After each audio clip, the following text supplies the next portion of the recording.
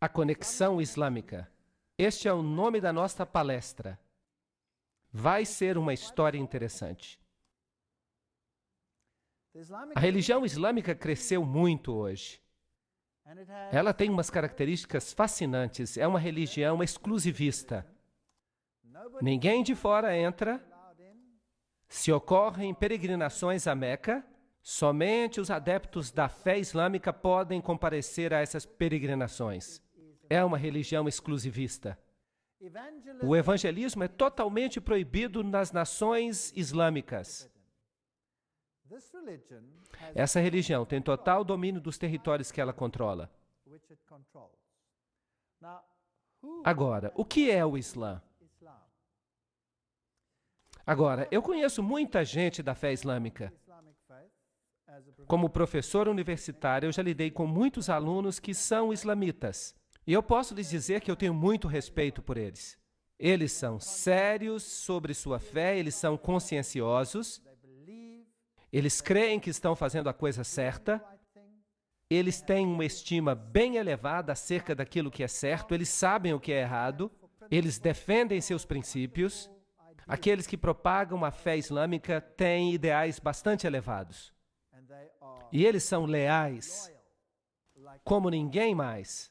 De todos os meus alunos, eu posso honestamente dizer que aqueles que vieram de uma fé islâmica, eles são leais além do que eu possa descrever. Então, deixem-me fazer um elogio a eles. Vocês vão se lembrar que nas palestras passadas, que havia dois aspectos na religião dos Cavaleiros Templários. Um para as massas, para os não iniciados.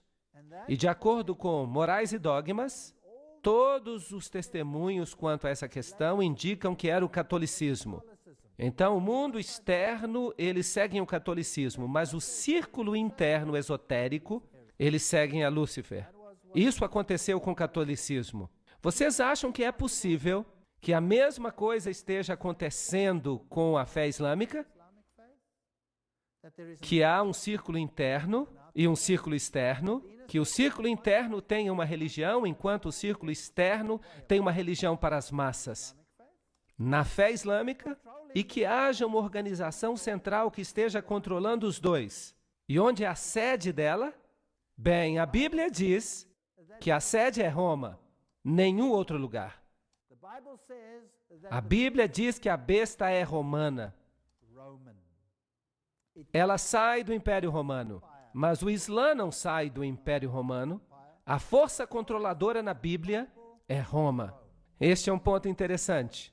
Então, se nós observamos essa tremenda religião rival, cujos números chegam a ser iguais aos do catolicismo, qual é a sua origem? Por que ela está aqui? Essas são questões muito importantes. Esta é uma religião muito, muito poderosa. Milhões de pessoas vão às peregrinações, até Meca, onde eles adoram em um templo, no templo de Maomé. Eles consideram um privilégio participar dessas peregrinações. Mas há uma outra religião que também propaga peregrinações, e essa é o catolicismo. Então você tem peregrinações para Lourdes, para sítios importantes e para Fátima. E essas peregrinações, elas são um símbolo das grandes religiões pagãs do passado. Agora, quem era Maomé? Maomé Mustafa nasceu em 570 d.C. e morreu em 632 d.C. Ele fugiu para Medina em 622 d.C., depois da morte de Khadija. Quem era Khadija?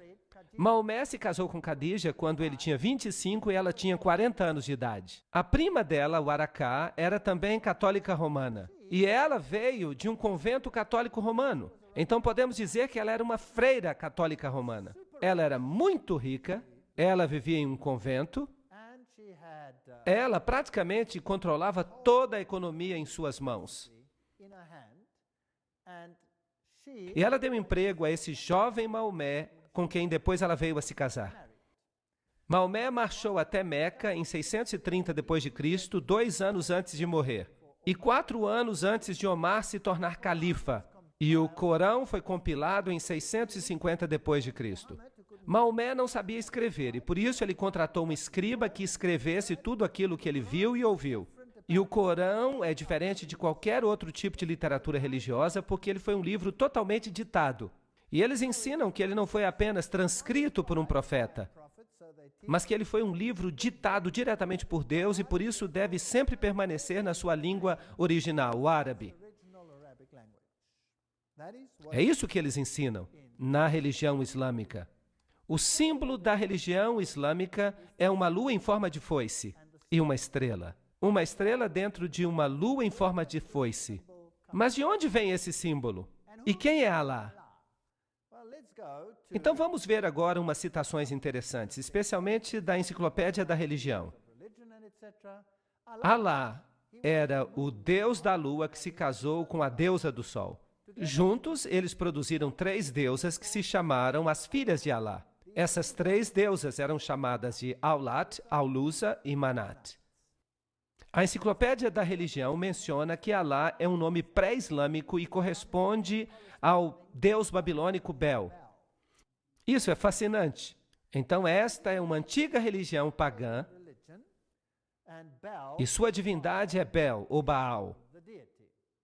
E nós lemos em Morais e Dogma, página 451, que a palavra árabe Aldebaran significa a estrela principal ou guia, e só poderia ter recebido este nome porque ela precedeu ou guiou todas as outras. O ano, então, abria com o sol em touro, e uma grande quantidade de esculturas antigas, tanto na Síria quanto no Egito, onde o touro aparece com lunetas ou chifres crescentes, e o disco do sol entre eles, são diretas alusões ao importante festival da primeira lua nova do ano. E havia por toda parte uma celebração anual do festival da primeira lua nova, quando o ano abria com sol, ou sol, e luna, ou lua, em touro. E aqui está o símbolo de touro. A combinação do crescente e do disco sempre representa a conjunção do sol com a lua. Isso significa basicamente que estamos lidando com 2 divindades, uma feminina e outra masculina. São aspectos masculino e feminino. Bem, era adorado, como se percebe aqui, a adoração da vaca celestial Mehet Veret. Aqui está o olho que tudo vê. O olho de Ciro, aqui estão os chifres, aqui está o disco. Isso tudo representava o lançamento do Deus Sol até o ventre da mãe, para que ele pudesse nascer, filho de Ísis. Então, os chifres também representam a lua em forma de foice. Na religião posterior e na própria Babilônia, aqui você tem o estilo sírio, a meia-lua, com o disco solar dentro dela, a mesma coisa aqui, num detalhe maior. Notem que aqui é Baal Haddad, o nascimento do sol. Se nós formos até a antiga Mesopotâmia, vamos descobrir que o símbolo de Baal e de Bel eram exatamente o mesmo. Uma meia-lua com uma estrela dentro, uma representação do nascimento do sol. Ísis e Osíris, os aspectos masculino e feminino. Este aqui, então, é de Astoret e Tamuz, ou Ísis e Horus, macho e fêmea. A mesma coisa nós encontramos no Egito, como já discutimos antes. Trata-se da adoração de Baal, da adoração de Lúcifer, em seu aspecto masculino e feminino. E vejam que no papado nós encontramos a mesma coisa, porque o Papa hoje é o representante da religião babilônica. Vejam que quando ele celebra a missa, ele tem um disco redondo, a hóstia, a forma circular é um símbolo de Baal, e depois da missa ele é colocado então sobre uma meia-lua. E aí você tem o nascimento do sol. Essa forma então é um simbolismo disso. Veja aqui um outro receptáculo para a hóstia. Tudo representa o nascimento do sol. Então, o catolicismo usa o símbolo da meia-lua com um disco do sol dentro. Aqui está uma igreja católica na Alemanha e há um relógio muito interessante nela. Fui eu que tirei essa foto. Vejam aqui a lua e a estrela. E esta estrela específica aqui tem 8 pontas. E à medida que os ponteiros então se deslocam cada hora, tanto o ponteiro maior quanto o ponteiro menor, quando eles se intercalam, você então produz o nascimento do Deus Sol. A toda hora então acontece Baal Haddad, Baal Haddad, Baal Haddad. Em toda hora do dia. Não é interessante? Então o símbolo do catolicismo é a lua com a estrela. estão ocultos em muitos outros símbolos também. Nós encontramos o símbolo do islamismo em lugares estranhos. Vejam este carro da polícia do estado da Louisiana, ali em Nova Orleans. Vejam o símbolo islâmico nele. Até no carro do supervisor você consegue encontrar esse símbolo claramente. Isso estaria tudo muito bem, mas deixe-me levar vocês até a igreja da Senhora de Guadalupe, lá em Nova Orleans. Aqui está o símbolo na frente do altar. Aqui está uma caverna típica onde eles colocam Maria. Dentro dessa pequena caverna, dessa capela, você tem Maria dentro de uma gruta, um típico símbolo pagão, com todos os bilhetinhos de ação de graças pela sua intercessão. Mas se nós adentrarmos a igreja, nós vamos ver ainda ícones mais interessantes. Também figuras, e aqui está uma foto bem triste. As pessoas realmente acreditam que há mérito em se tocar uma estátua. Se nós pudéssemos dizer a essas pessoas que Jesus está disponível em toda parte do mundo e que nós podemos falar diretamente com Ele. Mas por que eu estou trazendo vocês até essa capela? Não é só para mostrar para vocês a idolatria de Maria, mas para mostrar para vocês esse vitral na janela. Vocês percebem o símbolo do islamismo bem aqui. E para disfarçá-lo, eles dizem que é apenas uma representação do símbolo da polícia de Nova Orleans. Agora, o que a polícia tem que ver com o local de adoração? Isso é só um pretexto para que se traga esse símbolo para dentro da igreja. Agora, se você quiser fazer um uso correto do símbolo islâmico, você tem que virá-lo de cabeça para baixo, porque a lua é o símbolo do útero, de cabeça para baixo, como na situação do nascimento. Agora, aqui está feito de maneira correta. Você percebe que se você invertê-la, então fica a posição correta. E esse símbolo é encontrado em inúmeras igrejas católicas sob os pretextos mais variados. Essa religião antiga existia antes do islamismo. Os iniciados nessa religião, como nós vimos em Morais e Dogma, eles pertenciam ao círculo interior, como, por exemplo, o bispo de Alexandria. Esses eram os iniciados que abraçavam a religião antiga. E eles eram cristãos, pelo menos de nome, porque de fato eles não eram cristãos. Eles só diziam isso para as massas, o catolicismo. Mas eles tentavam de todas as formas erradicar a verdadeira forma da religião cristã. E tentaram também erradicar a palavra de Deus. E nós vimos que eles fizeram isso alterando-a. Agora, o Islã entra em cena muito tempo depois disso. Então, os verdadeiros iniciados eram encontrados no cristianismo antes de eles estarem no islamismo. E eles estavam em dois lugares, principalmente, Alexandria e Roma. A cidade de Alexandria foi eventualmente ganha para o cristianismo. E o bastião, aquela grande biblioteca, foi eventualmente destruída. Então, a sede da religião ocultista se tornou a cidade de Roma. Então, Roma, basicamente, é a sede de todo o conhecimento oculto antigo, mesmo antes da chegada do islamismo à cena. Isso é um fato. E esse antigo ocultismo tinha um inimigo potente. Quem era o inimigo? O cristianismo. O cristianismo estava crescendo em todos os lugares onde os discípulos o ensinaram. O cristianismo estava crescendo no coração do Oriente Médio, na Ásia Menor, até os confins da Índia, diz a Bíblia, no norte da África. Nesses lugares, a verdadeira doutrina cristã prevaleceu. Guardavam o sábado. Só em Alexandria e Roma não se guardava o sábado. Alexandria logo desapareceu como sede e o sábado não era guardado em Roma. É uma história interessante.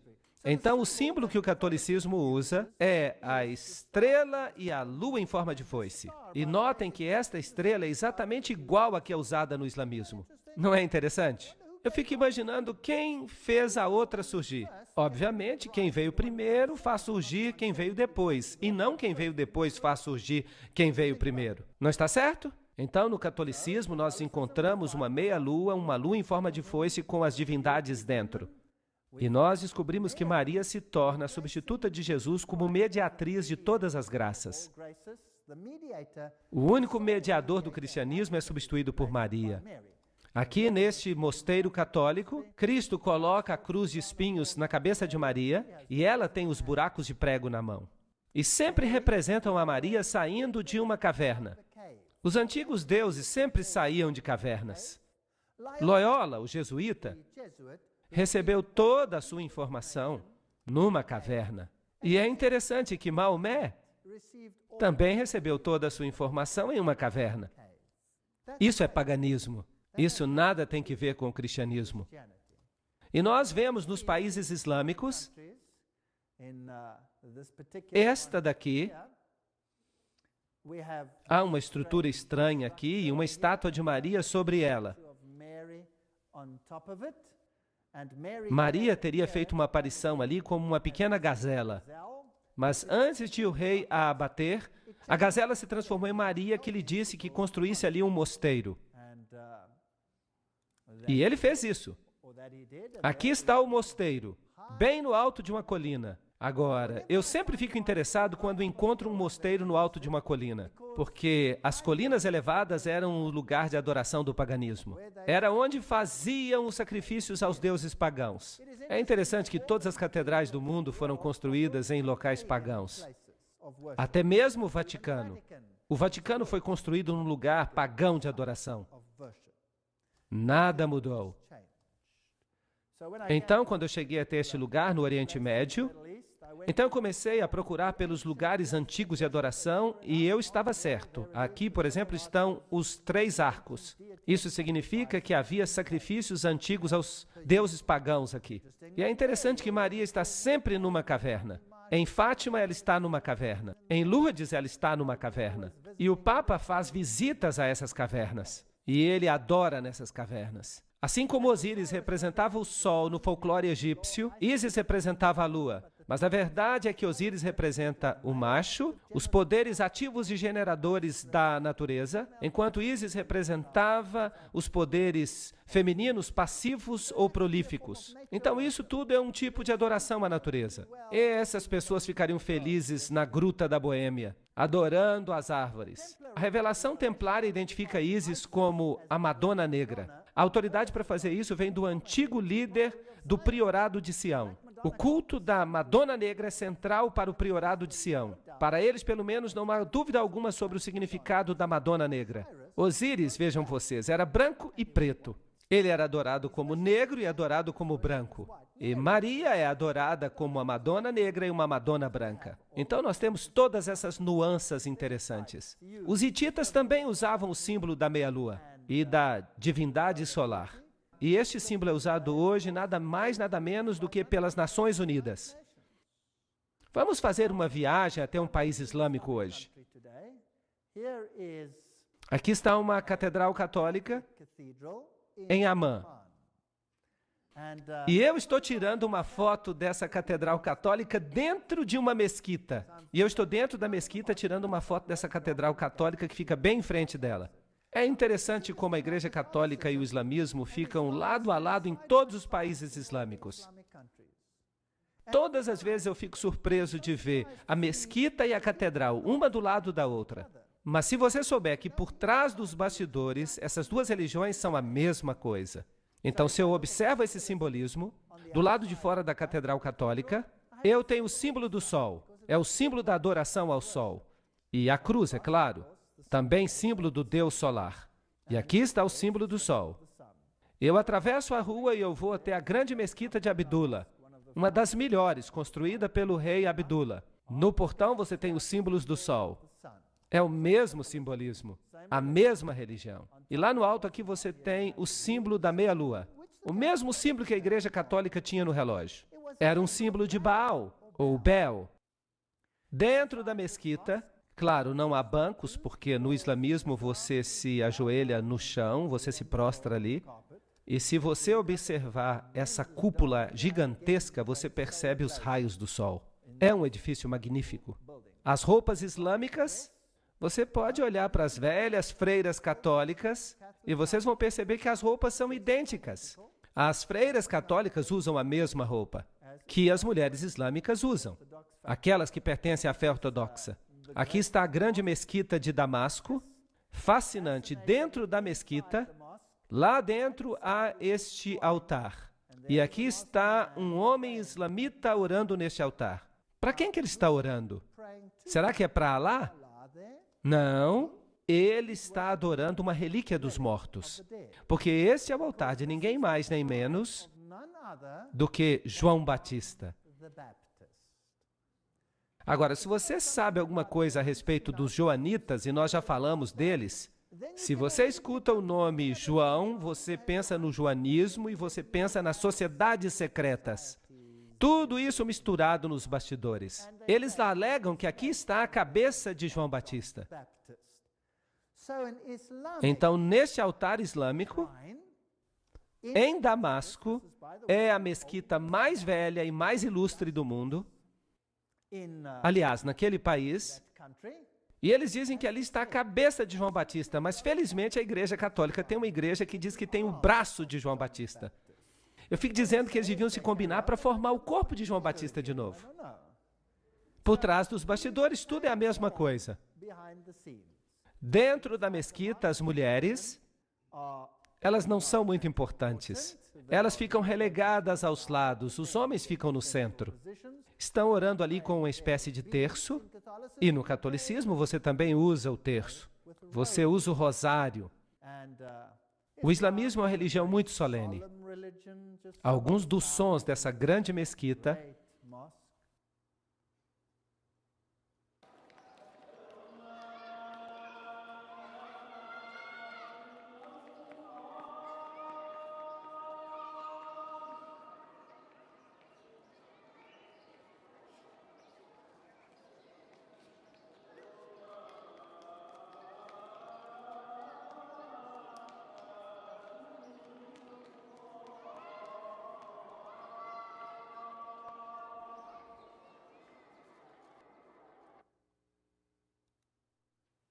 Que outra grande religião tem um sacerdócio exclusivo dos homens?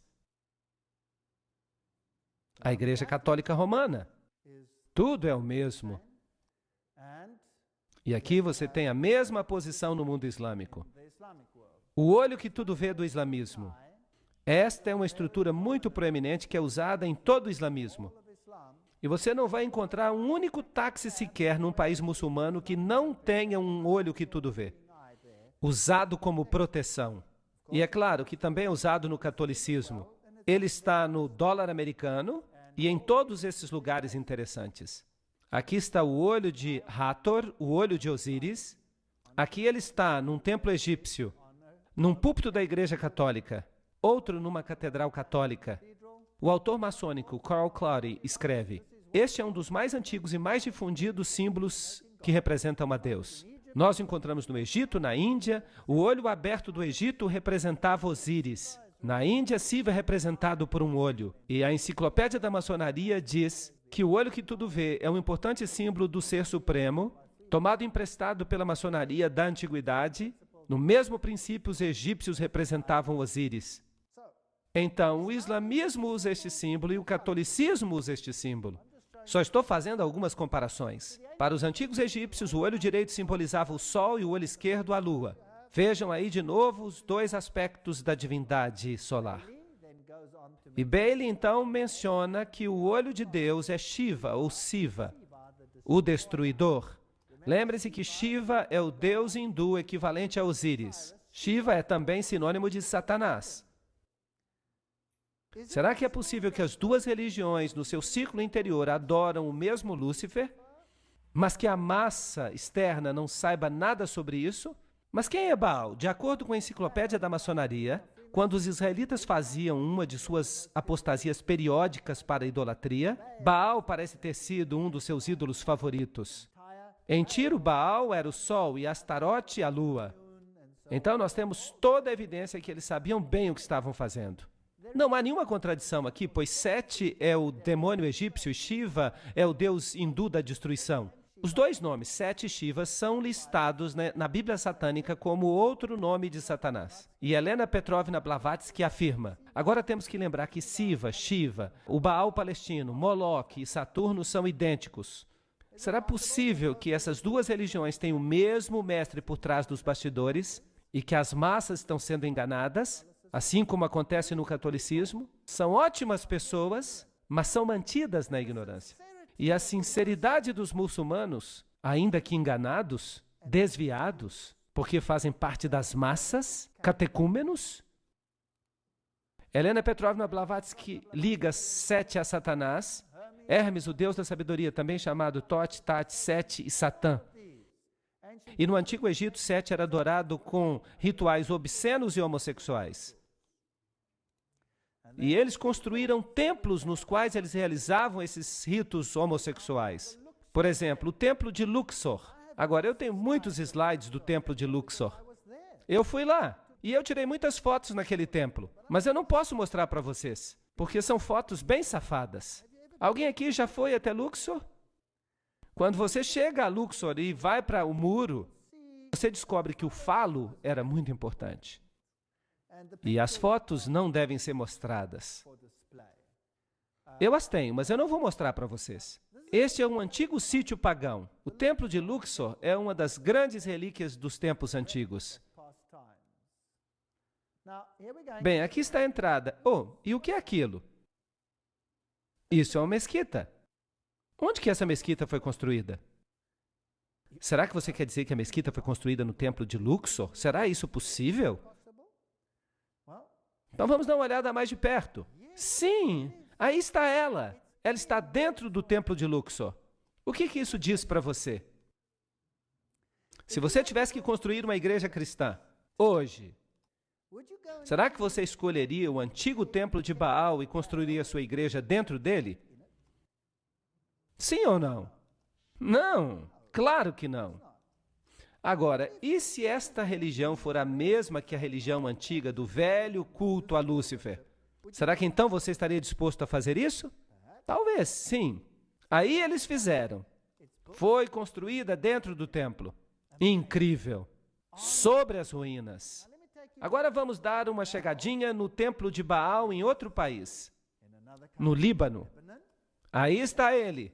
E deste lado, e este é um templo da mesma divindade, por falar nisso, o que é isso? É uma igreja católica romana. No mesmo sítio, uma igreja católica. Aqui está a cruz e ali está o templo de Baal. Por que construir no mesmo sítio? Bem, eles têm os mesmos rituais. O catolicismo faz, o Islã também faz. Será que há um objetivo com isso? Se nós visitarmos algumas das igrejas católicas mais famosas, este aqui é o santuário de onde Maria supostamente ascendeu aos céus.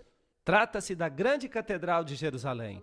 No chão você tem o grande círculo solar com todos os signos do zodíaco. E vocês sabem que Deus proíbe isso? Deus proíbe. E aqui está o lugar onde se deitou Maria. Antes de ela subir, é claro, para o céu. Ela não ficou morta ali. No chão você tem alguns símbolos pagãos. Você tem todos esses símbolos interessantes de suporte à hóstia e pentagramas de cabeça para baixo, tudo símbolo de Lúcifer. E então, nesta pintura, uma estrela interessante. De fato, nada mais são do que dois quadrados, um dentro do outro. E é com frequência que as divindades pagãs eram assim representadas. Dois triângulos, um dentro do outro, ou como dois quadrados, um dentro do outro. E esses dois quadrados, um dentro do outro, são representações de Ísis e Osíris. Vejam que estão dentro de uma igreja católica dedicada a Maria. Também no chão daquela catedral católica romana, você tem um barco, você tem as ondas, você tem o Quirô, e você se lembra que o livro Morais e Dogma nos disse que trata-se de um símbolo de Osíris.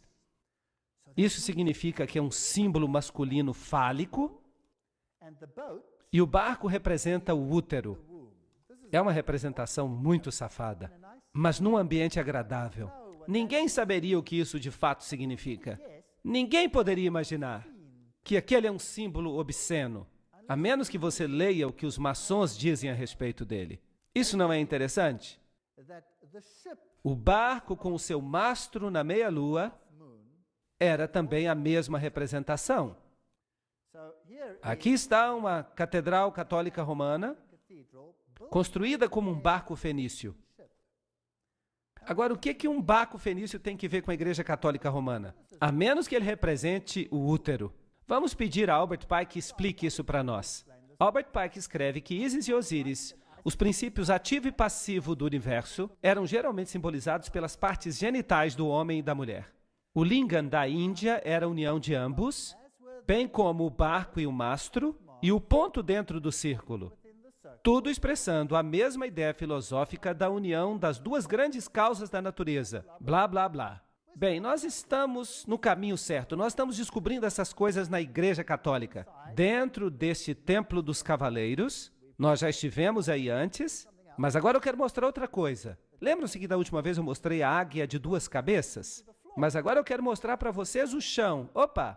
O que é isto? Esta é uma estrela de 8 pontas. Agora, o que esta estrela representa? Bem, aqui está a estrela do Islã. Não é interessante? As duas estrelas são idênticas. As estrelas do Islã em formas diferentes. Então, nós descobrimos que há estrelas do Islã na Catedral Católica especialmente dedicada a Maria, e nós também a encontramos no mundo islâmico. Agora, como é que esta estrela foi criada? É simplesmente um quadrado dentro de outro quadrado. Aí está. Agora, se você quer a estrela de Davi, você pega um triângulo, coloque dentro de outro triângulo, e aí está. São símbolos sexuais, são símbolos ocultistas. Agora eu vou dizer para vocês a história interessante de um homem que disse que era um jesuíta, Alberto Rivera.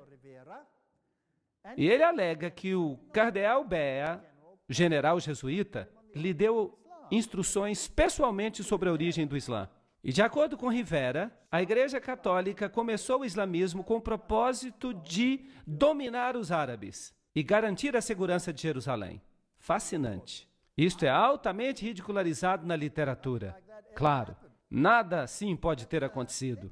Deixe-me fazer uma digressão, uma especulação. Quem veio primeiro, o catolicismo ou o islamismo? O catolicismo chegou primeiro. E o catolicismo tinha um grande problema. A Igreja Bizantina, no início, estava do lado de Roma, não havia dificuldade. De fato, o imperador bizantino elevava o pontífice romano, considerando o corretor de todas as heresias do mundo. Então, sim, a Igreja Bizantina e a Romana eram a mesma igreja no início. Mas depois de 1000 anos houve uma separação entre a Igreja Ortodoxa e a Católica. O patriarca ortodoxo se recusou a aceitar a supremacia do bispo de Roma. Então houve guerra entre esses dois grupos. E essa guerra continuou até depois da Revolução Russa. Mas agora a Igreja Ortodoxa começa a dizer: nós nos desculpamos. Desculpe. Então isso foi resolvido. Mas nos primeiros séculos do domínio católico, qual foi o grande problema do catolicismo? Quem era o problema? Os verdadeiros cristãos. Os verdadeiros cristãos, porque o cristianismo tinha se espalhado no Oriente Médio. Não seria bom se estes supostos cristãos de Roma pudessem conseguir uma organização que erradicasse o cristianismo, substituindo por uma outra forma da sua própria religião, fundando uma organização. E eles são bons nisso. Quem foi que os jesuítas criaram? A maçonaria, para fazer sua obra. E eles então banem a maçonaria para que, se alguma coisa acontecesse, eles podiam dizer: bem, não fomos nós, foi a maçonaria. Ou então eles põem a culpa nos judeus. Não somos nós que governamos o mundo, são os judeus. É o sionismo, mas de fato é o catolicismo. Agora, se o mundo ocultista quer obter o controle e o mundo ocultista controla Roma, por que não ficar tudo sob o controle do ocultismo? Não seria interessante? Eu só estou especulando. Eu não posso provar isso.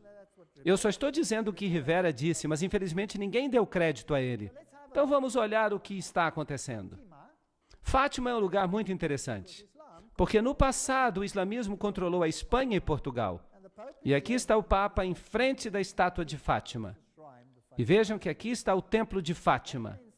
O membro do Vaticano, Dr. Malaquias Martin, disse que, baseado numa mensagem de Maria numa visita pessoal, o Papa João Paulo acredita que chegará o dia quando o coração do islamismo, já afinado com as figuras de Cristo e da mãe de Cristo, Maria, receberá a iluminação. Iluminação, eu gosto dessas palavras.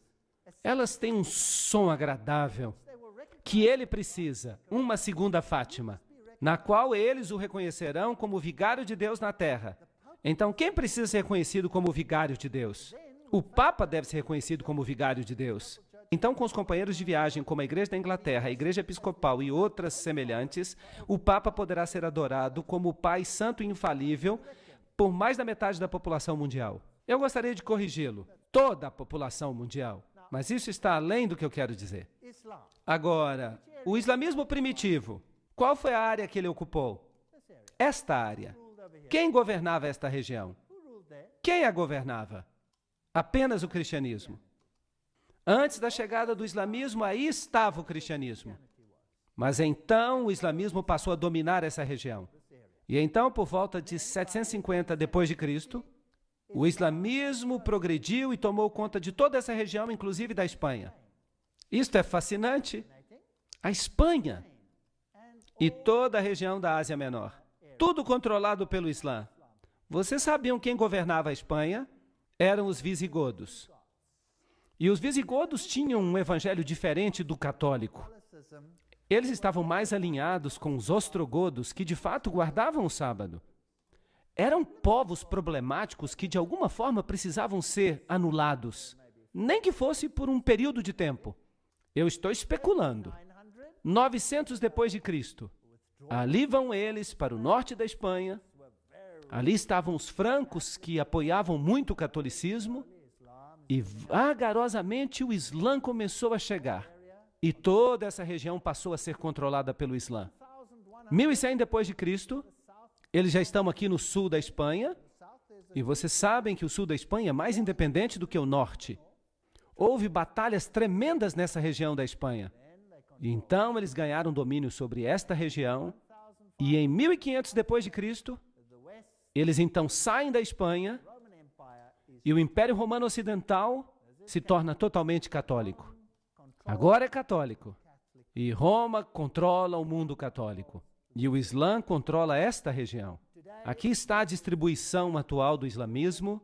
Há duas seitas, o Sunni e o Shia, e eles controlam áreas vastas. Uma área enorme. Mas inicialmente, onde os cristãos estavam, hoje você pode dizer que é tudo islamita. Há uma história interessante que se conta que as penas vermelhas vêm do fato de que eles as mergulharam no sangue dos cristãos. Eu não quero especular. Eu não sei se isso é verdade ou não. Eu não quero ficar especulando. Mas é interessante. Lembrem-se que Gary H.K. fala das antigas religiões de mistério, sob o controle dos maçons e dos Illuminati e do Concílio Mundial de Igrejas. Mas e se os verdadeiros místicos que controlam o cenário estão de fato em Roma? Mas e se eles controlam tudo, inclusive esta outra religião, através de pessoas de dentro? E se você monta o quebra-cabeças, com todas as referências que existem, há laços íntimos entre os templários e as sociedades secretas do islamismo. Os ismaílis, os karmatitas, os fatimitas, os drusos e os assassinos. Agora, os assassinos são interessantes. Eles estão dispostos a se matar para que possam obter alguma vantagem. Eles explodem a si mesmos para destruir outras pessoas. Será que há algo assim hoje em dia? Sim, então nada mudou. A história se repete mais uma vez. Agora, quem eram essas sociedades secretas que estavam mancomunadas com os templários? Ou será que os templários as controlavam? Quem sabe? Vamos ler alguma informação sobre os assassinos.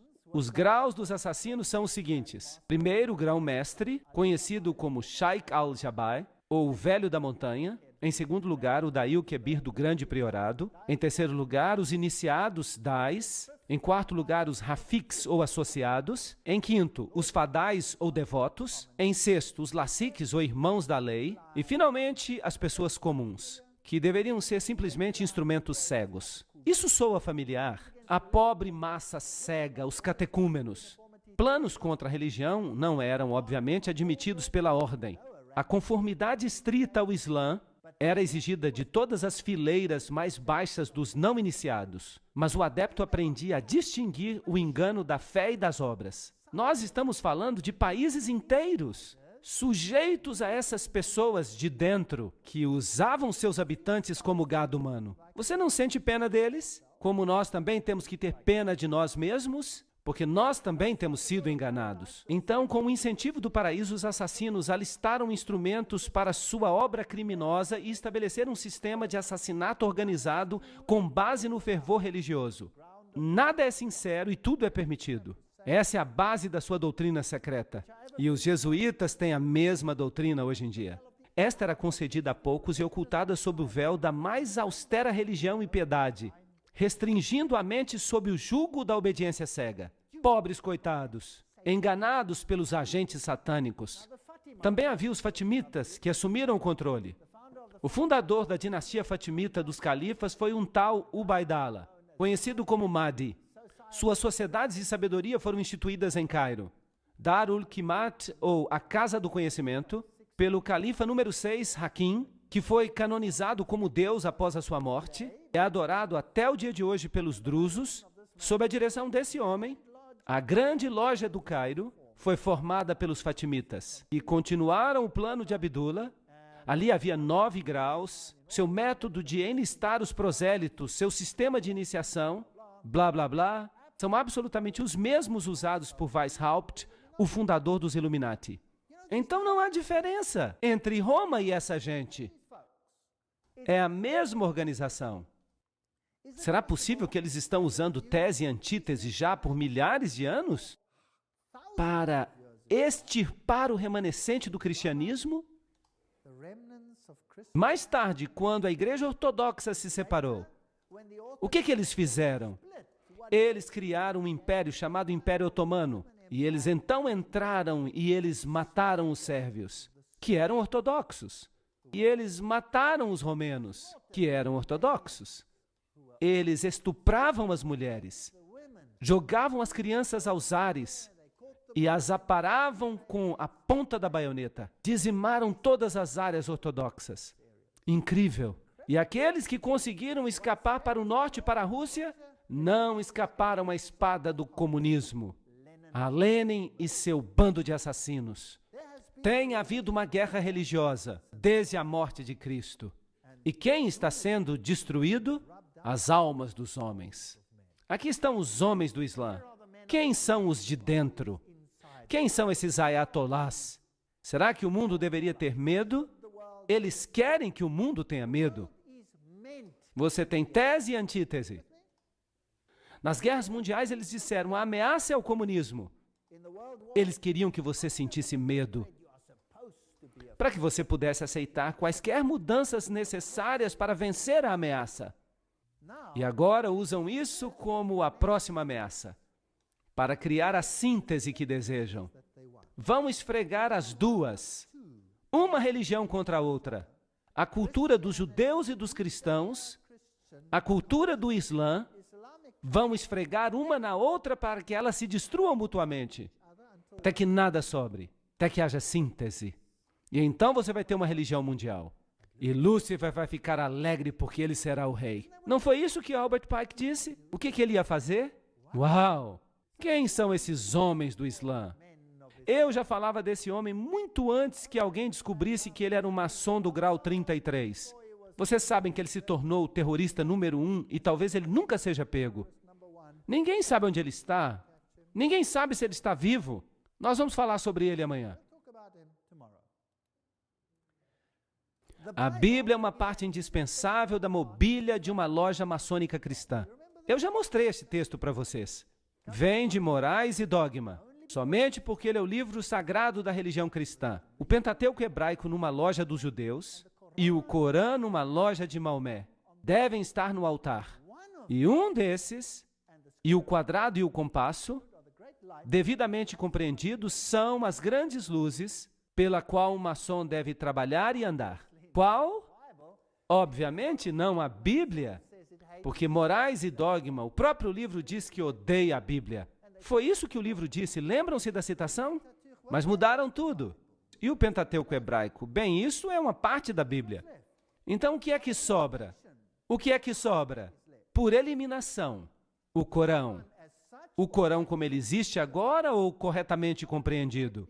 Provavelmente corretamente entendido. Por quê? Porque o Corão diretamente rebaixa Jesus Cristo.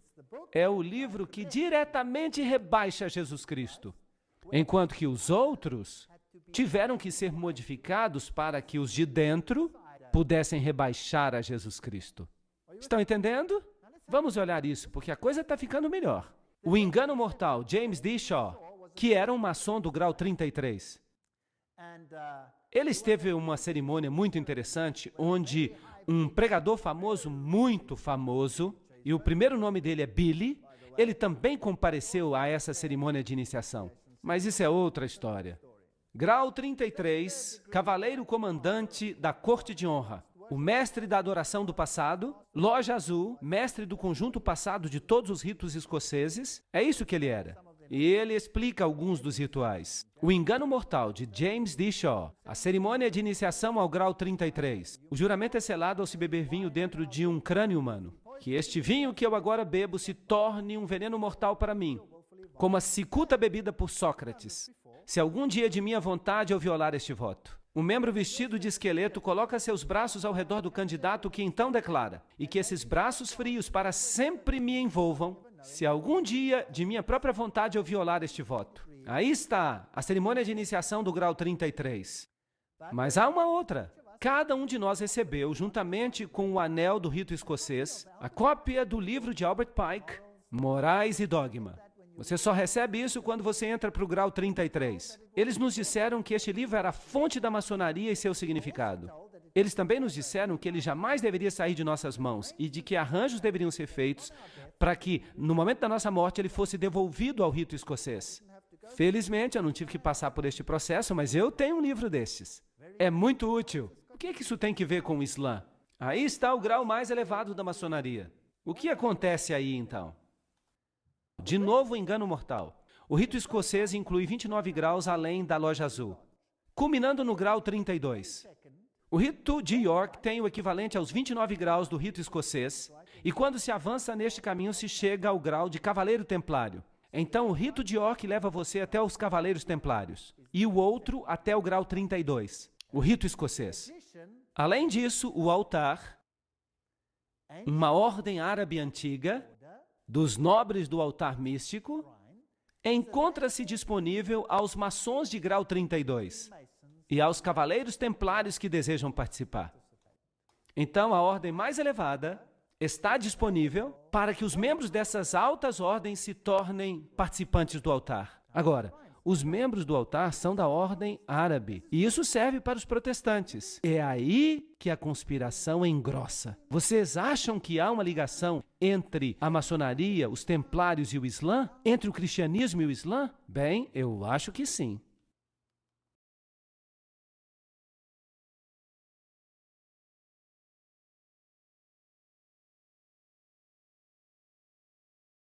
A antiga ordem árabe dos nobres do altar místico, o altar, o exército de demonstração da maçonaria, é uma instituição bastante conspícua.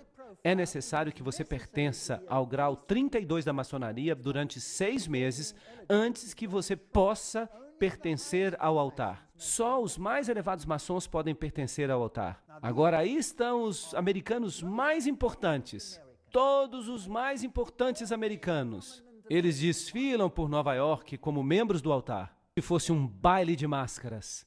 O altar pertence a Alá, vocês sabiam disso? E vejam que ali estão os cristãos, assim chamados cristãos do grau 32. E eles já sabem que eles adoram a Lúcifer. E eles vêm até o altar. E o Corão está no altar. A Bíblia já foi embora. Quando você se torna um membro do altar, a Bíblia já foi embora. Nós selamos o nosso voto em nome de Alá, o Deus dos árabes, o Deus dos muçulmanos. De Maomé, o Deus de nossos pais. Uau! Será que Alá é que é o Deus dos nossos pais? Aqui está o juramento.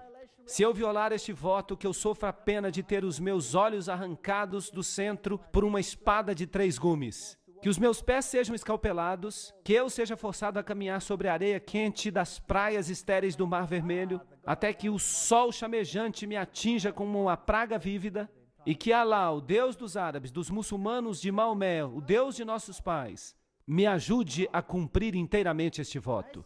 Será que um cristão pode fazer um voto assim? Sim ou não? Obviamente não. Então a maçonaria nada mais passa do que uma antiga religião de mistério. E os jesuítas pertencem a essa antiga religião de mistério. E Islã é um tipo de antiga religião de mistério por trás dos bastidores. E quem você acha que controla tudo isso? Roma. Roma controla tudo isso. O que você acha de eu dizer que o catolicismo e o islamismo por trás dos bastidores são a mesma coisa? Vocês já notaram que o catolicismo não reclama que os islamitas não permitam que haja evangelismo? Porque isso lhes convém. Ele já é catolicismo. Mas quando o evangelismo acontece em países não islâmicos e alguns católicos se convertem, então acontece um grande drama. Não é interessante? Esse é um padrão duplo que é difícil de entender, a menos que você olhe nos bastidores. Então há todas essas salas egípcias, há uma sala assíria, e aqui está uma loja maçônica, uma reunião de uma loja maçônica em Cairo. E o presidente Gamal Abdul Nasser, o presidente Nasser, de 1954 a 1970, e Anwar Sadat, de 1970 a 1981, eles eram todos membros da AEO, a antiga Ordem dos Egípcios, e da ANOMS, a Ordem dos Nobres Árabes do Altar Místico. Então, não é interessante que eles trabalhem tão bem assim por trás dos bastidores? Será que tudo isso é uma anedota? Aqui está o juiz Hagbed Idris, ex-governador e grão-mestre e soberano comandante da Ordem Egípcia. E aí você tem o seu simbolismo. E foi um maçom mesmo que me mostrou isso. Ele me disse que lá no Líbano todos os grandes figurões do islamismo são maçons. Ele mesmo era maçom. Bem, vamos até este templo maçônico, em Oklahoma. O que nós estamos vendo aqui? Nós vemos um símbolo, e nós vemos símbolos árabes, e nós podemos ver um fez, um fez, um fez e um fez. E é claro, Mosla, muçulmano Alá. Então a maçonaria, na sua ordem mais elevada, adora Alá, que de fato, diretamente é Set, a soma da lua com as estrelas. Bem, Arthur Edward Waite diz, Babel representava um esforço maçônico. O que será que isso significa? Vamos nos aprofundar nessa história. Nós já vimos isso antes. A Torre de Babel. É assim que a Torre de Babel se parecia. Esta é a aparência provável da Torre de Babel. Notem que ela era construída sob a forma de espiral. E há inúmeras representações que você encontra na literatura. Aqui está outra representação. A Torre de Babel. Notem o formato de espiral. Até o topo. Há várias representações. Espiral, espiral, espiral. Circular. Esta aqui é estranha. Mas são todas espirais. Ela provavelmente era assim. Então, ela era um esforço maçônico. Isso não é interessante? Vamos olhar esta foto de novo. Em um país islâmico, Maria em cima de uma espiral. E aqui temos, Salve Rainha Santa. Estão vendo este círculo com um ponto dentro? Vocês se lembram o que Albert Pike disse que isso representava? Era o princípio gerador. Como o barco e o mastro. A mesma coisa. Usavam este símbolo para Maria. Aqui há outro lugar. Você percebe isso aqui? Ali está ela. África do Sul. Ela está no espiral. O que é isso? É a Torre de Babel. Veja uma vista da frente. Esta aqui foi tirada no Líbano. Eu mesmo tirei a foto. No Líbano. Aí está ela, no topo da Torre de Babel. Quem vai ser a rainha da Nova Babilônia? Maria. Mas quem é Maria? Maria Isis. Será? Aqui está a igreja onde está a estátua dela, sob a forma de um barco fenício. Dá para ver a silhueta dela na janela. Aí está uma pintura dela. Ela é a rainha de Babilônia. Vamos pedir para Blavatsky confirmar isso. Doutrina secreta. A humanidade se tornou a serpente de Gênesis. E assim causa toda hora e todo dia a queda e o pecado da Virgem Celestial. E então, a Virgem Celestial se torna a mãe dos deuses e dos demônios ao mesmo tempo, pois ela é a divindade amorável e benéfica para todos aqueles que tocam a sua alma e coração. Eis aí a doutrina secreta. E continua, Lúcifer é a luz celestial e terrestre. Ele é o Espírito Santo e Satanás ao mesmo tempo. Então, Satanás e Maria são a mesma coisa. E no livro Isis Desvelada, de Blavatsky, ela diz que Isis, a egípcia, é a mesma coisa que o seguinte: A Santa Ísis, Mãe Universal, a Mãe dos Deuses, a Mãe de Horus, a Alma Máter do Universo, a Virgem Sagrada da Terra, a Mãe de todas as virtudes, a Ilustre Ísis, Espelho da Justiça, Lótus Sagrada, Astarote, Rainha dos Céus, modelo de todas as mães, Ísis, a Mãe Virgem. E ela continua. No hinduísmo, a mesma coisa. A Santa Nari, Mariama, interessante. A mãe da fertilidade perpétua, a mãe do Deus encarnado, a mãe de Krishna, a virgindade eterna, todas as mesmas características. A lista inteira. E então nós vamos para Ísis. E aqui está a litania da Igreja Católica. Mesmo livro. O livro Doutrina Secreta. Aliás, Ísis Desvelada. Santa Maria, Mãe da Graça Divina, Mãe de Deus, Mãe de Cristo, Virgem das Virgens, Estrela da Alvorada, muito interessante. Rosa Mística, Rainha dos Céus, todos os mesmos títulos. Ísis Maria. Notem que vem de Ísis Desvelada, de Helena Petrovna Blavatsky. Ela mesma está falando. Quando Cirilo, bispo de Alexandria. Bem, o que você poderia esperar? Claro que tinha que ser Alexandria. Abertamente abraçou a causa de Ísis, a deusa egípcia, e a antropomorfizou para se tornar Maria, a mãe de Deus. E a controvérsia trinitariana tinha acontecido. Naquele momento, a doutrina egípcia da emanação do Deus criativo, de Emeft, começou a ser torturada de milhares de modos, até que os concílios concordaram com a adoção dela como ela agora se encontra. Aí está, o bispo de Alexandria transformou Ísis em Maria. Então é o mesmo velho culto. Então, se você entrar numa catedral católica ou num santuário de Maria... Eu tirei esta foto na Europa. Esta é bem recente. Eu tirei esta foto há 5 semanas. Uma foto novinha. Ficou legal. Ficou bem no slide. Oração à estrela do mar. Ó Maria, estrela do mar. Quem é a estrela do mar? Quem é o Deus do mar? Era Poseidon. Era Osíris. Ó querida mãe, eu me aproximo de ti com grande confiança. Os muitos milagres que aconteceram me enchem, pobre pecador, blá, blá, blá, blá. Ó tu, Mãe Dulcíssima, amicíssima estrela do mar, não me deixes ir embora daqui, sem ser atendido, etc, etc. Tu podes me auxiliar, porque tu és a segunda mais poderosa depois de Deus. Eles colocam isso em benefício das massas. Eles creem que ela é Deus. Aqui está o famoso Pio, o mesmo que lançou Hitler ao poder, 1950, o dogma da ascensão de Maria ao céu. Aqui está o dogma. Nós declaramos que a benditíssima Virgem Maria, no primeiro momento da sua concepção, foi pela graça única e privilégio de Deus, em vista dos méritos de Jesus Cristo, Salvador da raça humana, preservada, intacta de qualquer mancha do pecado original. Esta doutrina é muito importante, porque agora Jesus tem os seus méritos por causa da sua mãe, e não por causa do seu pai. Lembrem-se disso. Jesus tem as feições de sua mãe. Será que eu consigo colocar esta sentença na sua cabeça? Jesus tem as feições de sua mãe. É isso que esta doutrina ensina. E eu vou mostrar para vocês os pregadores protestantes dizendo a mesma coisa. Interessante. Aqui está a revista Focus. Maria soll Göttin werden. Maria deve se tornar deusa. Claro que abertamente a Igreja Católica não permitiria que Maria fosse chamada de deusa. Weiblich Gottheit. Mulher deusa? Absolutamente. Por que não? Milhões de católicos americanos querem fazer de Maria uma deusa. O cardeal John O'Connor e o Papa João Paulo II, um grande mariólatra, não se opõem a essa ideia. Aí está, Maria é Deus. Claro que ela é Deus para os iniciados. Porque Helena Blavatsky disse o quê? Que ela é Lúcifer. Ela é Lúcifer. Muito bem.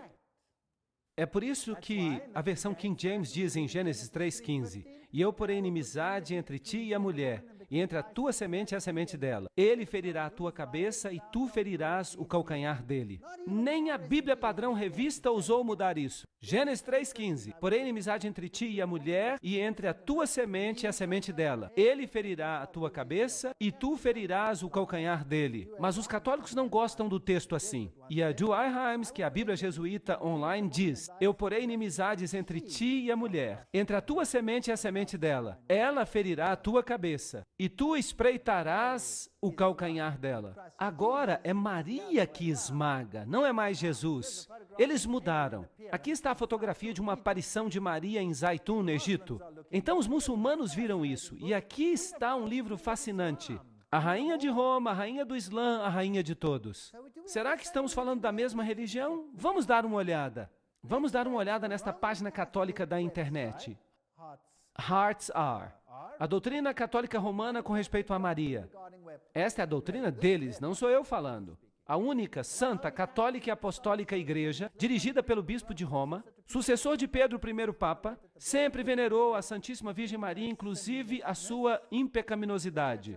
Pois a igreja segue a Escritura, especialmente o Novo Testamento, que ela mesma compilou tão perfeitamente quanto ela segue a sua tradição. Pois eis que todas as gerações hão de me chamar de bendita. Lucas 1,48. Este ainda é um documento católico. Não é surpresa que a mulher triunfe sobre o dragão vermelho, pois as Escrituras dizem isso desde o início. Lembrem-se de Gênesis 3,15, que declara: e estabelecerei inimizade entre tu e a mulher, entre a tua semente e a dela, ela há de esmagar a tua cabeça. Que versão estão citando? A versão católica jesuíta. Uau! Isso é interessante. Vamos continuar. Vem da mesma página da internet. A Mary, a mulher das Escrituras e mãe dos homens, que guarda os mandamentos de Deus e mantém a verdade com respeito a Jesus. Essa declaração é interessante. Nós vamos fazer uma comparação mais tarde que vai ser muito divertida. A ela a igreja aplica as lindas palavras de sabedoria. Ela, o brilho que radia da luz eterna. Ela, o espelho inconspurcado da majestade de Deus. Porque Maria é cheia de graça. A igreja, através do Papa Pio IX, declarou-a como concebida de forma imaculada, sem pecado. Isso é muito importante. Maria passou a ser considerada Imaculada Conceição como resultado de suas aparições em Lourdes em 1858. Ela é imaculada, então Jesus é sem pecado por causa dela, não por causa de Deus, por causa dela. A Imaculada Conceição, ou melhor, o Coração Imaculado, Enciclopédia Católica, livro 6, página 965. Ela declara que coração, no sentido bíblico, significa pessoa interior. Portanto, a Igreja Católica diz que os bispos unidos deveriam consagrar o mundo ao seu coração imaculado. O mundo inteiro deve ser consagrado ao coração imaculado. Isso é fascinante. Vamos ler mais. Sua importância excepcional foi confirmada, além disso, pela aparição de Maria em Fátima. Agora temos uma ligação interessante. Vocês já viram o inferno. Então, nós chegamos àquelas visões, nós já discutimos as visões do inferno. A Rússia, então, seria consagrada. E João Paulo II, ela não mencionou o nome dele, mas dizem que é ele quem vai sofrer, e ele é o terceiro, e que todo mundo será dedicado ao seu coração imaculado. E Maria, então, declara em Fátima que a Rússia se converterá. E o resumo da história é que o mundo será salvo pelos filhos de Maria, aqueles que se devotaram ao seu coração imaculado. Isso é muito fascinante. Vamos ler um artigo dessa mesma página da internet, uma página da Igreja Católica. E o seu autor é o famoso bispo Fulton Sheen. Vamos tentar descobrir alguma coisa ali. O artigo se chama Maria e os Muçulmanos e é encontrado no relatório Mizensenti, páginas 1 a 3, da Fundação do Cardeal Mizensenti, que considera o assunto excepcionalmente importante. E o bom bispo diz: o Corão, que é a Bíblia dos muçulmanos, tem muitas passagens que falam sobre a bendita Virgem. Em primeiro lugar, o Corão acredita em sua concepção imaculada e também no seu nascimento virginal. O seu nascimento virginal. Notem bem, o seu nascimento virginal. Vocês perceberam isso? Ela foi concebida imaculadamente e a mãe de Maria era estéril. Quem se tornou, portanto, o Salvador? Uma contrafação de Jesus Cristo. Esta aqui. Isso é uma afronta. O terceiro capítulo do Corão coloca a história da família de Maria em uma genealogia que volta até Abraão, Noé e Adão. Quando alguém compara a descrição do Corão do nascimento de Maria com o Evangelho apócrifo, quem é que diz que os evangelhos apócrifos devem ser aceitos como canônicos? Quem diz isso? O Vaticano disse isso no Concílio de Trento. Nesse evangelho, fica-se tentado a crer que Maomé dependeu muito de seu nascimento. Vocês sabem que Maomé era casado com uma freira católica? Toda a família dela era católica. E ele recebeu a sua doutrina diretamente do abismo sem fim. Não é isso que a Bíblia diz? E essa doutrina começou a se espalhar. E usaram o Islã primeiramente para neutralizar o cristianismo, e então o espalharam ainda mais tarde para se livrar dos inimigos de Cristo, para se livrar dos seguidores de Cristo, e então para se livrar de todos os inimigos de Roma. Os dois livros descrevem a velhice e a indubitável esterilidade da mãe de Maria. Isso não é fascinante? José perguntou como ela havia concebido a Jesus sem pai. E Maria respondeu, você não sabe que quando Deus criou o trigo, ele não teve necessidade de semente? O Corão tem versos sobre a anunciação, sobre a visitação, a natividade. Anjos são representados como acompanhando a bendita mãe e dizendo, ó Maria, Deus te escolheu e te purificou e te elegeu acima de todas as mulheres da terra. Percebem as ligações? Quem criou quem? Será que o catolicismo criou o Islã ou quem sabe o Islã criou o catolicismo? Não pode ser, porque o catolicismo existia antes do Islã. A mesma doutrina. Há uma defesa tão forte da virgindade de Maria aqui no Corão, que o quarto livro atribuiu a condenação dos judeus à sua calúnia monstruosa contra a Virgem Maria. E agora fica melhor ainda. Então, o bispo diz, as duas maiores religiões do mundo creem na fervorosa devoção a Maria e consideram as suas virtudes em alta estima. Os muçulmanos e os católicos compõem cerca de 2 bilhões de pessoas juntos. Eles estão no controle. Tudo de que eles necessitavam era da Igreja Ortodoxa, e agora eles já a têm. E é também verdadeiro que inúmeros protestantes consideram Maria com grande favor. É melhor desistir da religião, pessoal, se você quer fazer parte do clube. Ou então, nós veremos. A grande Madre Teresa declarou este ponto quando ela resumiu a questão nas seguintes palavras, simples e diretas. Sem Maria não há Jesus. Uau! Ok. O reconhecimento da concepção imaculada pelo mundo fará com que haja uma relação mais íntima entre as grandes denominações cristãs, católicos e ortodoxos, e também entre o cristianismo e o Islã. Que tipo de síntese eles querem? A união das religiões. O que a maçonaria ensina? Jesus, o filho de José, o Senhor, o Messias e seus apóstolos, e depois destes Maomé, o filho de Abdillah, com sua lei, que é a lei do Islã, e os discípulos da verdade seguiram a lei do Islã. Os discípulos de quê? Da verdade. Seguiram o Islã.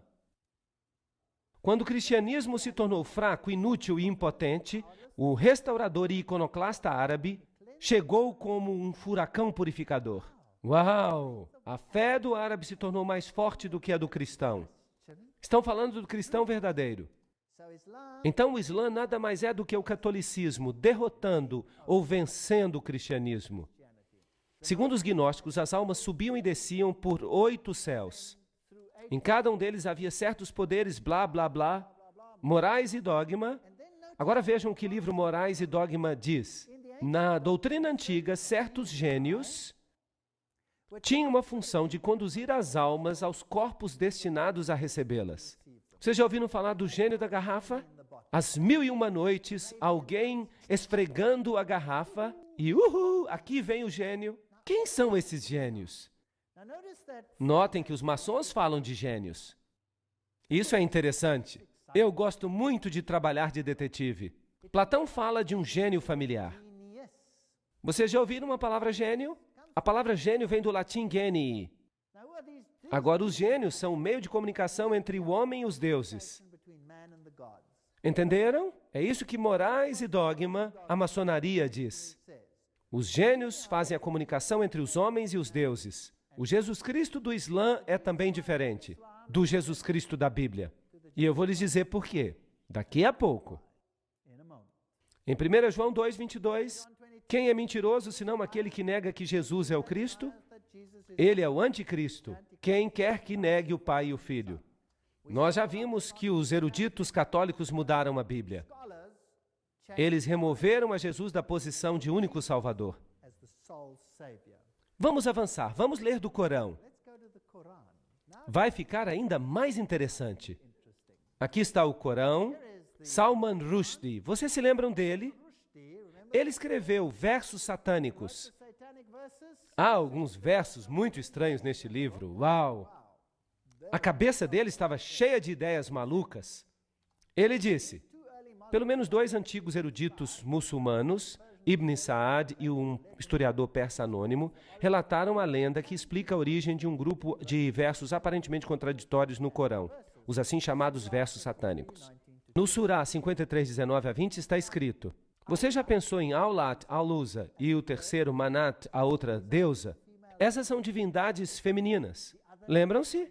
A outra deusa, aparentemente Satanás interferiu aqui na transmissão das palavras santas a Maomé e o enganou a que ele pensasse que se podia orar aquelas duas. Mais tarde ele conseguiu corrigir, mas a semente foi plantada. E pelo arcanjo Gabriel, aqui já é a versão corrigida. Mas essa é a história. Agora vamos ver o Corão. Este é o Corão, com texto árabe e transliteração nas letras romanas por M. Abdul Halim. Este é o Corão Internacional. Isso não é um livro sobre o Corão, este é de fato o Corão. Eu tenho. E essa é uma explicação dada pelos principais estudiosos do próprio Corão.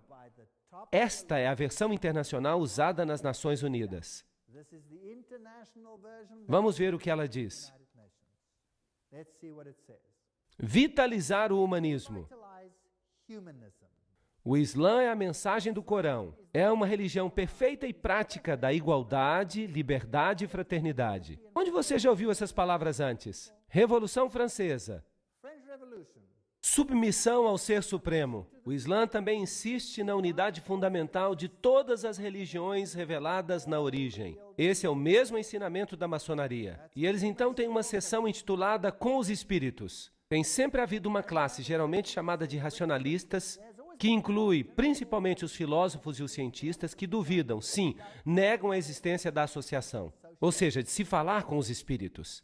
Enquanto, por outro lado, aqueles geralmente chamados de espíritas, que incluem principalmente os santos, os sábios, os médiuns, eles têm certeza dos espíritos e da experiência espiritual. De vez em quando, muita fraude é praticada em nome do espiritismo, mas o Corão afirma a realidade de que uma aproximação entre os dois velhos partidos já está à vista. O Corão, então, diz que o espiritismo é permitido, mas o que a Bíblia diz? Que é satânico, fique longe disso. Anjos. Os anjos têm as suas próprias formas, geralmente eles têm asas. Eles são formados da luz, eles são capazes de se transformarem facilmente. E aqui há toda uma descrição dos anjos. Os anjos principalmente se aproximam das pessoas no momento da sua morte, com boas ou más notícias de acordo com sua situação. Os anjos descem, por isso não tema. E aqui está a citação do Corão. Eles batem no rosto e nas costas. Eles descem com bênçãos, etc, etc. E há uma outra classe de seres. Que classe é essa? Os gênios. Onde é que nós ouvimos falar deles? Na maçonaria. Perto dos anjos encontram-se os gênios, que são formados do fogo. Os mais conhecidos, Iblis ou Satanás. Está escrito assim no Corão, o cabeça desta criação. Eles tiveram contato íntimo com o profeta Salomão. Em outras palavras, Satanás é o cabeça dos gênios. E então os gênios são pessoas como Platão e outros. E então há os demônios. Esses são os vilões. Então, os gênios não são maus. E Satanás é o seu chefe. Não é interessante? Está no Corão. No Corão parece que os homens são superiores aos anjos e aos gênios. Eles seriam quase perfeitos. E eles falam então em períodos de 6 dias, e eles ensinam que nós existimos através da evolução. Agora vamos ver a doutrina de Jesus Cristo. Nós vamos ler sobre Cristo na Bíblia e no Corão. Mas o Corão diz, Cristo foi de fato salvo da indignidade da cruz. Cristo nunca morreu na cruz. É isso que o Corão ensina. Quem mais ensina isso? O Espiritismo. Os de dentro. Porque Cristo, lembrem-se, não morreu por vocês. Vocês se lembram que Hort falava a mesma coisa, aquele homem que criou o texto grego para as Bíblias modernas? Ele dizia a mesma coisa, que Cristo foi poupado. Como por um milagre de semelhança, alguém com as mesmas características foi crucificado pelos judeus, uma ilusão. Isso diz o Corão. No verso 157, e eles, os judeus, dizem em vanglória: nós matamos a Cristo Jesus, o filho de Maria, o apóstolo de Deus, no conhecimento de Deus. Mas eles não o mataram, nem o crucificaram. Eles só pensaram que fizeram isso. E aqueles que diferem e estão cheios de dúvidas, com nenhum conhecimento certo, mas somente com conjecturas a seguir. Mas com certeza eles não o mataram. O que isso nos diz? Jesus não morreu por você. Este é um ensinamento secreto satânico. Verso 158.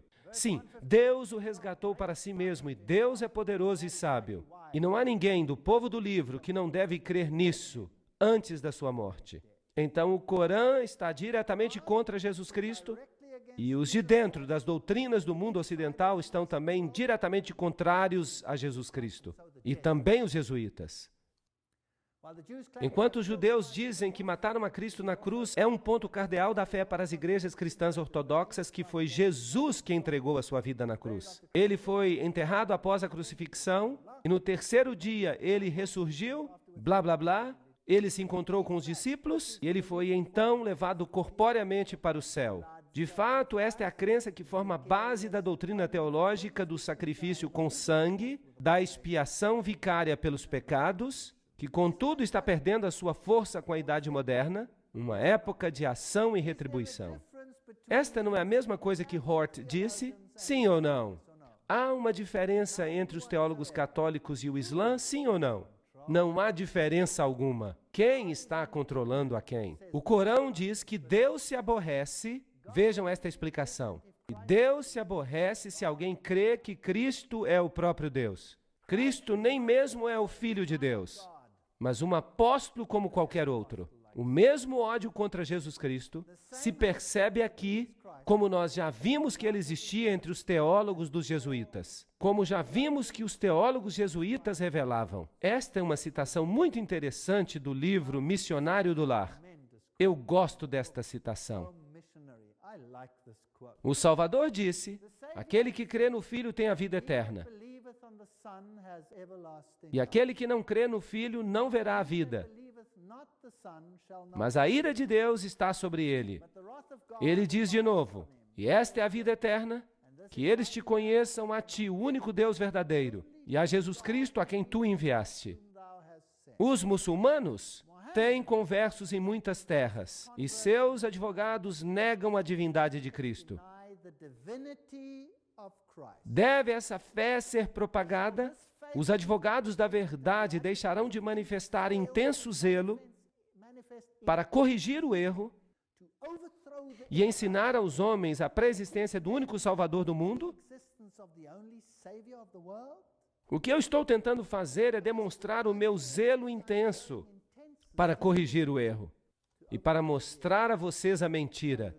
Oh, o que nós precisamos é de homens que esquadrinharão e crerão na palavra de Deus e que apresentarão a Jesus ao mundo em sua natureza divina e humana, declarando com poder e na demonstração do Espírito de que não há nenhum nome sob o céu dado entre os homens pelo qual possamos ser salvos.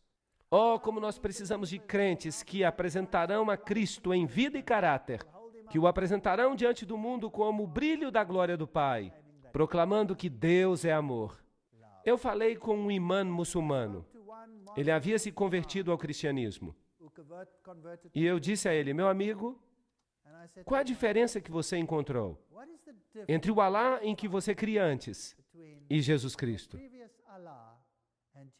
E ele disse: a única diferença entre os dois é, pois Deus amou o mundo de tal maneira que Ele deu o seu Filho unigênito, para quem quer que creia, não pereça. Esta é a diferença. Alá é um Deus de guerra, um Deus de retribuição, um Deus que envia o seu povo à destruição, prometendo a eles virgens celestiais na vida após a morte, dando-lhes alegria no céu, mas um inferno na terra, e também um inferno no céu para todas as mulheres. E Jesus Cristo diz: todos somos iguais diante de Deus. Ninguém tem o direito de impor um caráter sobre as pessoas. Somos todos agentes livres diante de Jesus Cristo. Sim, está escrito: mulheres, submetei a vossos maridos. como no Senhor. Maridos, amai vossas esposas, como o Senhor ama a sua igreja. O meu Jesus é o meu marido numa alegoria. Ele nunca me forçou a fazer nada. Nunca Jesus me forçou a fazer qualquer coisa. Tudo que eu faço por Jesus, eu faço porque quero. Se eu quiser dizer a Ele, adeus, vou embora. Será que Ele vai me impedir? Será que um raio vai cair sobre mim e c'est fini? Não. Jesus é o ser mais fantástico do universo. Ele lhe concede total liberdade de escolha. Permite que você se decida por Ele ou contra Ele. Tudo que Ele tem em sua defesa é: quando eu for levantado, eu atrairei a todos os homens para mim. O amor é o caráter de Deus. E o amor é a única coisa que pode triunfar. De outro modo, nós teremos um inferno perpétuo. Alguém uma vez me perguntou, eu não vou dizer quem foi, mas me perguntaram, e se o outro lado ganhar? Você vai passar para o outro lado? Que pergunta estranha. Eu disse, eu já li o último capítulo, eu sei que Jesus vai vencer. Mas mesmo que você tivesse a razão, mesmo que o outro lado vencesse, eu vou lhe dizer, eu preferiria morrer. Eu preferiria morrer do que viver uma vida de inferno perpétuo, sob o domínio de um louco, que instauraria o fascismo como seu governo e que reina sobre marionetes prontas para obedecer. E ele concede muitos lixos terrestres àqueles que o obedecem. Mas o amor, que vem do livre-arbítrio, ele é incapaz de dar. Ele não tem poder para concedê-lo. Ele não tem nada para dar. Ele está falido. Se Jesus não se sair vencedor, é melhor que nós nos tornemos em pó. Mas, graças a Deus, Jesus vai ser vitorioso. Esta é a mensagem para o nosso tempo. A Enciclopédia Britânica diz, os desvios no Corão das narrativas bíblicas são muito marcados e, na maioria dos casos, podem ser explicadas com referência às anedotas lendárias da Agadá judaica e do Evangelho apócrifo. Quem controla esses escritos secretos? Roma os controla hoje. Roma diz que você precisa crer neles. A Cabala judaica, o Zohar, o Sefer Yetzirah, estes são os escritos. Nós encontramos escritos de Abraão, todos eles pseudepígrafos. O Sefer Yetzirah é o livro ao qual o Corão se refere com o nome de Livro de Abraão. São escritos ocultos. Assim foram feitos esses livros. A vinda do Redentor. Vejam o que a Cabala fala. As calúnias abomináveis contra Cristo e o cristianismo ocorrem não apenas na Cabala, mas também nas edições anteriores do Talmud. Nele está escrito, neles, Jesus é chamado aquele tal, o tolo, o leproso, o enganador de Israel. São palavras terríveis, usadas para Jesus Cristo. Que faz este slide aqui? O Papa e o ator Jim Caviezel, que fez a parte de Cristo no filme A Paixão de Cristo, ajoelhado diante do Papa. Será que o Papa aqui está levantando o nome de Jesus Cristo? Será? Agora, se você observar com cuidado, é Maria que recebe toda a atenção. Pedro se ajoelha e pede a Maria perdão. Claro, se dissessem isso claramente, ninguém creria. Mas e se você apresentar uma versão para as massas? E então você os pega com uma teia religiosa, que no âmago não passa de uma mentira. E o pobre Islã? Acontece a mesma coisa. Do lado de fora se ensina o Islã com as exigências mais rigorosas que essas pobres pessoas precisam cumprir a cada dia. E os de dentro não creem em nada disso, eles adoram diretamente a Lúcifer. São as pessoas mais licenciosas de todas. Milhões de pessoas estão sendo enganadas no mundo hoje. Isso não é uma catástrofe? Será que nós não vamos nos levantar e vamos dizer, Deus é amor, entreguem suas vidas a Ele. Precisamos nos separar dessas mentiras. No catolicismo, no Islã, no hinduísmo, no budismo. No budismo você se senta e você se esvazia até que nada sobre. e você começa a levitar, porque você perdeu todo o peso, você não é nada. Jesus Cristo diz, eu vim para te dar vida em abundância, eu vou te encher com a minha pessoa. E o que as outras religiões fazem? Elas esvaziam você até que você se torne uma casca sem nada dentro. Que engano terrível!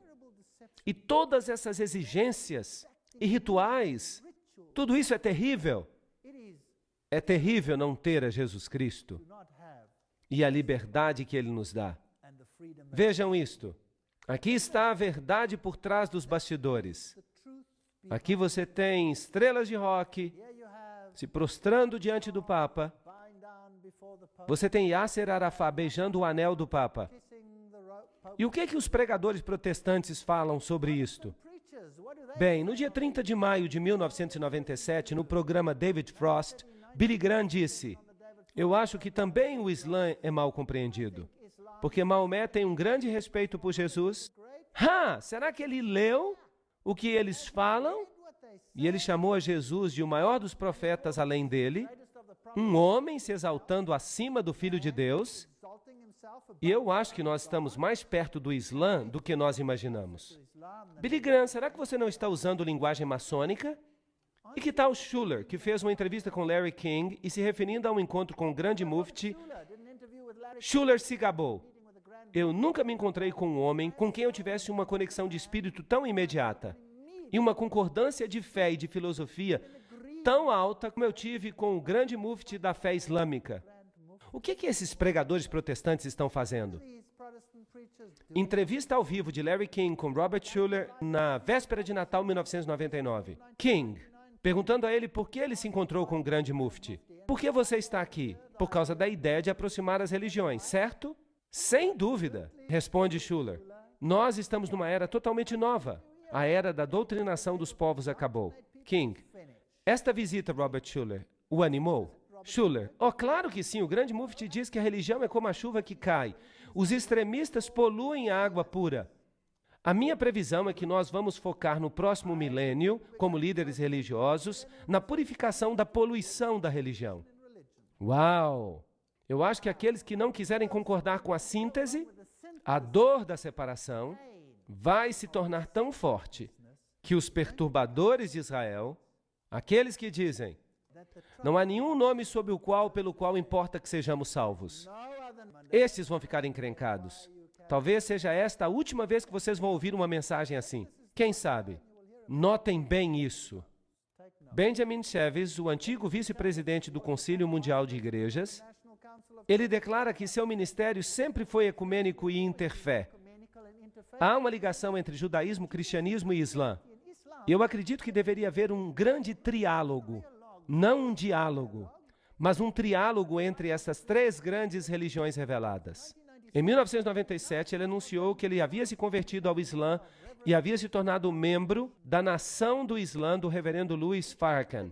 Ele alega que ainda crê em Jesus Cristo, mas ele espera que seu anúncio choque a muitos cristãos e também a seus amigos e colegas de ministério. E ele continua dizendo, ele também insiste que ele não mudou de fato. Nada mudou. Ele diz, se você derramar água de um copo para o outro, a composição da água ainda é a mesma. Eu sou quem eu sou. Não há diferença entre o Islã e o cristianismo. Claro que não. Se você é um dos de dentro, não haverá diferença, porque os dois lados adoram a mesma coisa. O Deus do judaísmo é o Deus do cristianismo e é o Deus do Islã. Desculpa, não no meu caso. O meu Deus morreu por mim. Eles dizem que ele não morreu por mim. Eles adoram um Deus diferente. O que é isto? O Papa beijando o Corão. Aqui está uma foto do Papa no final da audiência, com o patriarca Rafael I do Iraque, e o Papa se inclinou diante do livro sagrado muçulmano, Corão, que lhe foi presenteado pela delegação. Claro, eu tenho vários slides para vocês, em que as autoridades islâmicas se prostram diante do Papa. O catolicismo, desde o início, controlou o Islã. O Islã só é uma ferramenta para os esotéricos, para doutrinar as pessoas de modo que elas aceitem uma síntese. E nós estamos no limiar do tempo do fim. Apocalipse 18:4. Eu ouvi outra voz do céu dizendo: saí dela, povo meu, para que não sejais participantes de seus pecados e para que não recebais as suas pragas. Eu creio que há muitas pessoas no Islã que verão a luz, que verão que foram enganadas, assim como muitos católicos que verão a luz, que foram enganados. Eu mesmo já fui católico romano. E aqui estou eu, testemunha viva desse fato. E a verdade me libertou. Que privilégio é para mim orar diretamente ao meu Deus. Que privilégio é para mim caminhar com Ele todo dia, ter uma experiência com Ele, saber que Ele existe, conversar com Ele, caminhar com Ele. Eu quero distância desses outros rituais, que nada mais significam além de escravidão. Quanto a mim e a minha casa, eu servirei o Senhor. Eu apelo a todo cristão que siga a palavra, que faça o que ela diz, e então nenhum de nós se perderá. Obrigado. Thank you very much.